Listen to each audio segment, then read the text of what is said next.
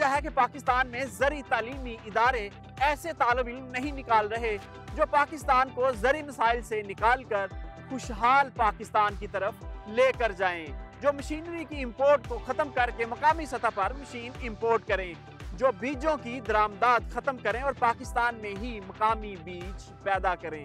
इन सब सवालों के जवाब जानने के लिए पाकिस्तान की सबसे बड़ी ज़री यूनिवर्सिटी फैसलाबाद एग्रीकल्चर यूनिवर्सिटी के वाइस चांसलर के पास आपको लिए चलते हैं।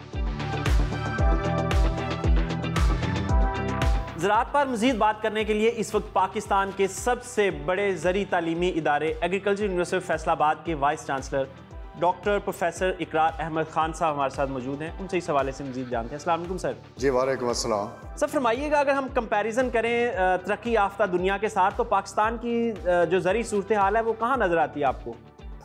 मैं आपके सामने कुछ मिसालें दे सकता हूँ। हमारी जो फसलें हैं 5 बड़ी, जिनमें गंदम, कपास, चावल, गन्ना और मकई।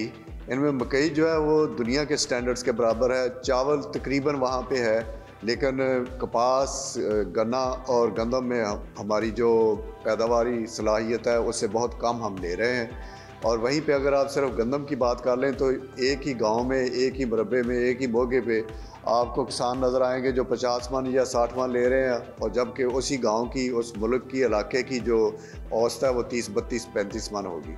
तो फ़र्क सिर्फ इतना है कि जिसकी 30-32 मन एवरेज है उसने कुछ अवामल करने थे, पूरे वो नहीं किए। मसलन उसने बीज जो है वो नया नहीं डाला, उसने खाद का तनासब जो है वो उसका सही इस्तेमाल नहीं किया। तो क्या वजह है हमारे, अगर हम इतना इसमें सेल्फ सफिशिएंट होना चाहते हैं, तो आपको नहीं लगता हमारी बीज की पैदावार मकामी होनी चाहिए? मैं आपसे बिल्कुल इत्तेफाक करता हूँ कि ये दोनों जो आपने मिसालें दी हैं उसमें जो क्रिटिकल एलिमेंट है वो सीड है। तो सीड, हाइब्रिड सीड के पाकिस्तान में जो सिस्टम्स हैं वो सही तरह से डेवलप नहीं हो सके, या ये कह लें कि जो बाहर से सीड ला रही हैं MNCs, उनका दुनिया में जो है वो मुकाम है। उन्होंने रिसर्च में इतना इन्वेस्ट किया हुआ है, उनके पास जो जेनेटिक्स है वो बहुत आला किस्म की है। हमारी जेनेटिक्स मकई की और चावल की वहाँ अभी तक पहुँच नहीं सकी। लेकिन गंदम में, कपास में और गन्ने में हमें इम्पोर्टेड सॉल्यूशन जो है वो नहीं मिलेंगे, हमें अपने ही सॉल्यूशन आगे बढ़ाने हैं। तो सर ये जो तहकीकी इदारे हैं और तालीमी इदारे हैं, इनका क्या रोल है इसमें और क्या वो पूरा कर रहे हैं? मैं बड़ी माज़ के साथ कहूँगा कि जो इस वक्त तहकीक मौजूद है वो पूरी तरह से इस्तेमाल में नहीं ला जा रही। हमारी जो एक्सटेंशन सर्विसेज हैं वो कहाँ हैं? ये टेक्नोलॉजी किसने किसानों तक ट्रांसफ़र करनी थी? कौन जिम्मेदार है इसका? ये किसी हद तक सही है कि एक्सटेंशन उतनी इफ़ेक्टिव नहीं है, पर ये उम्मीद रखना है कि एक्सटेंशन जो है घर घर पहुँच के तब्दीली लाएगी, ये नहीं होने वाला, क्योंकि मकई में एक्सटेंशन वालों ने कुछ नहीं किया, और चावल में भी जो आपने एग्जांपल दिया वो एक्सटेंशन वाले नहीं कर रहे, वो बिजनेस ड्राइव कर रहा है उसको। अच्छा सर, ये फरमाएं कि हमारे आपकी यूनिवर्सिटी में भी एग्रीकल्चर जो इंजीनियरिंग है उसका बड़ा एक वसी डिपार्टमेंट मौजूद है। वहाँ सैकड़ों की तादाद में स्टूडेंट जो हैं वो एजुकेट करते हैं आप लोग। तो क्या वजह है कि हम आज तक कोई ऐसा ट्रैक्टर नहीं बना सके जिसके ब्लॉग पे हम लिखें मेड इन पाकिस्तान? ये हमारी जो गवर्नेंस के चैलेंजेस हैं, ये हमारी बिजनेस एनवायरनमेंट के चैलेंजेस हैं, हमारे मैक्रो इकोनॉमिक स्ट्रक्चर्स के चैलेंजेस हैं। ये किसान बेचारा इसमें, या एक प्रोफेसर तो अपनी ऑब्जर्वेशंस, डाटा और पॉलिसी की डिज़ाइन दे सकता है, इम्प्लीमेंटेशन तो गवर्नमेंट ने करनी है। इनिशिएटिव नहीं लिया जा रहा, क्या वजह है? हम जो स्टूडेंट तैयार कर रहे हैं वो कैपेबल नहीं है, या इन्वेस्टर पैसे नहीं लगाना चाहता, या गवर्नमेंट सपोर्ट नहीं करना चाहती?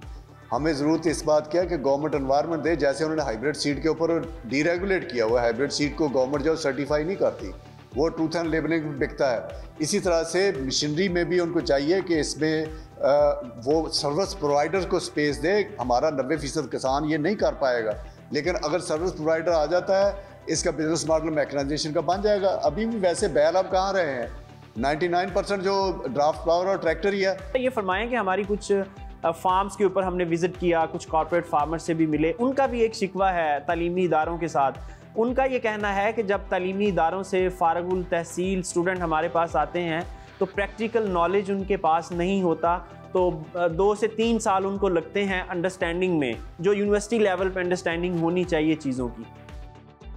ये आप बिल्कुल ठीक कहा, और मैं बड़ा खुश हूँ कि आपने ये सवाल किया। इस वक्त 50 से ज़्यादा अदारे वही डिग्रियां दे रहे हैं जो मैं दे रहा हूँ, और जब वो मार्केट में जाते हैं तो कोई नहीं पूछता कि डिग्री कहाँ से लेके आया।